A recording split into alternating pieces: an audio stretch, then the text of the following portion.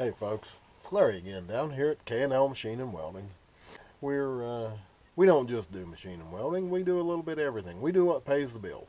And today, what we're working on is a 1984 Ford pickup truck. Right here, okay?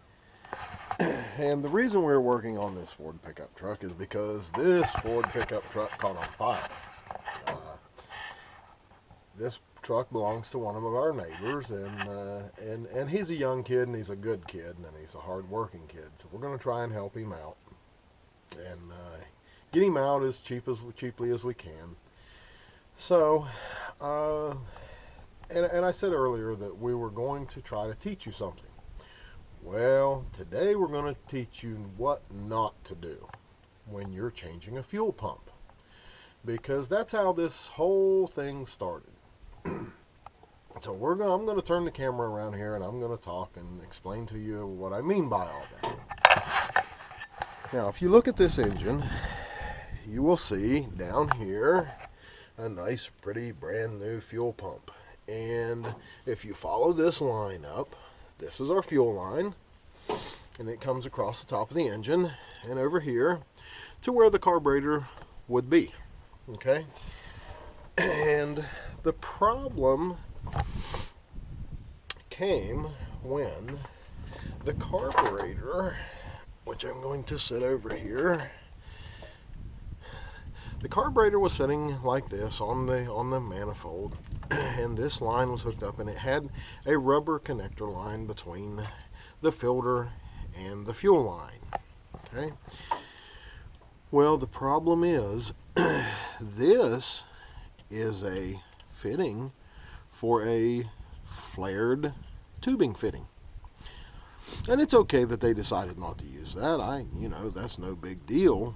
But the problem is when they clamped the rubber line down, they had run this up to the end.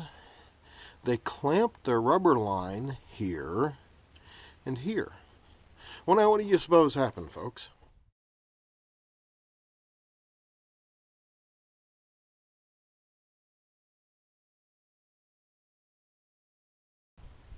Well, those of you who are mechanics, I know you know exactly what happened.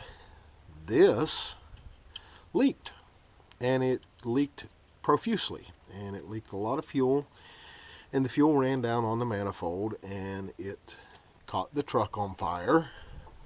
And luckily, my neighbor was able to get it out, but not before it did this and this.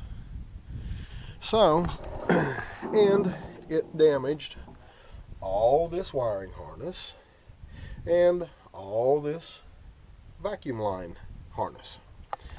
So today we've pretty well got most of the wiring taken care of, and we've got the vacuum lines taken care of. But what I wanted to show you is, think about what you're doing when you make a repair, and if it and the bad part is this kid, he knew it was leaking and he drove it anyway. And as a young kid, I can remember doing dumb things like that too. But what I don't want is, I don't want you, our K&L viewers, doing dumb things like that, because y'all are important to us. For one thing, all human life is very special and very precious. I don't care who it is. If it was made by God, it's very important. And all of us were made by God. So I don't want you getting burned up in your car. I don't want you burning your car up. I'm here to try to help you. So with that, I hope y'all pay attention here, and don't, think about what you're doing. And for those of you who don't think you can do repairs like this, yes, you can.